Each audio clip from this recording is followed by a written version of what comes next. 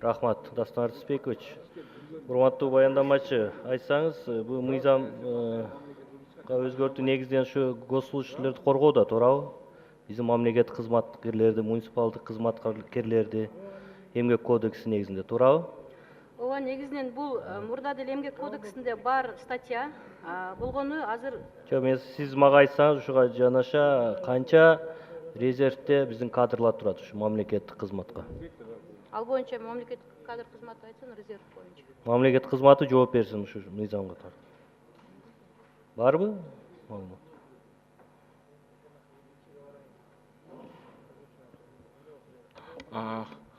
Урматтуу депутаттар, сейчас у нас разделены состоящие в резерве на два резерва. Это внутренние резервы. По внутренним резервам это в каждом государственном органе. Вы скажете, сколько? По национальному резерву сейчас всего у нас 1 человек, потому что мы только сейчас начали отбор. Сейчас отбор идет, и где-то к апрелю примерно полноценно будет реестр. В национальном резерве сейчас только 1 человек состоит. Урматтуу депутаттар, урматтуу Дастан Артысбекович, бул мыйзам иштебей атат. Биз мыйзамды ушунун себебинде ошо госкадрлык службаны түзгөнбүз. Аз каалаган убакта кууп жиберебиз. Бир жетекчиге жакпаса же бир дагы башка маселе боюнча.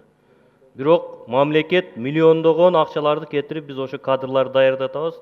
Тилекке каршы алардын тагдырын ойлой эле биз каалаган убакта жумуштан бошотуп, анын тагдырын да сурабай атабыз да. Ошон үчүн мыйзам негизи иштей турган мыйзам иштесе жакшы болмок дейм да. Мына азыркы убакта азыр мына кадрлардын качествосуна өзүңүздөр баарыбыз күбө болуп атабыз. Ушуга макулсуздарбы? Кадровый дефицит дегенге азыр.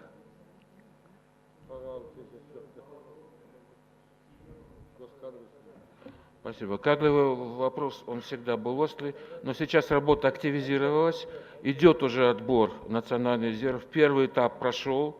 Сейчас из тех, кто подали, более 700 человек подали в национальный резерв, более 100, около 200 человек на второй этап допущен. Я думаю, что где-то к апрелю мы резерв национальный сформируем, и там хорошие будут преференции при продвижении лиц, состоящих в резерве. Где-то к апрелю, я думаю, резерв уже будет готов.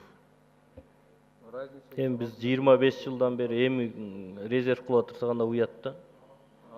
Анда биз каяка баратабыз? Кайсы жол менен баратабыз? Ошон үчүн биз дагы бир жол менен суранып кетет элем, протоколдук тапшырма берсек да, Дастан Артысбекович, биздин тийиштүү комитеттер карап чыгыш керек госкадровый службаны. Эмне болуп атат келечеги? Биз мына 10 жыл, 15 жыл, 20 жыл, 25 жыл даярдаган кадрларыбыз келечеги эмне болуп атат? Ошо эле энергетика системасында мисалы.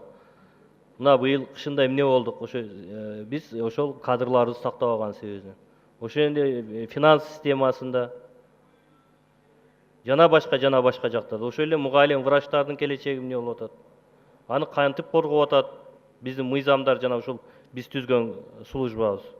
Ошон үчүн ушул жагында биз карап чыгып, мындай жакшы мыйзамды бир толуктап 2-3 эле статья эмес, мындай комплексно алып чыксаңыз. Рахмат.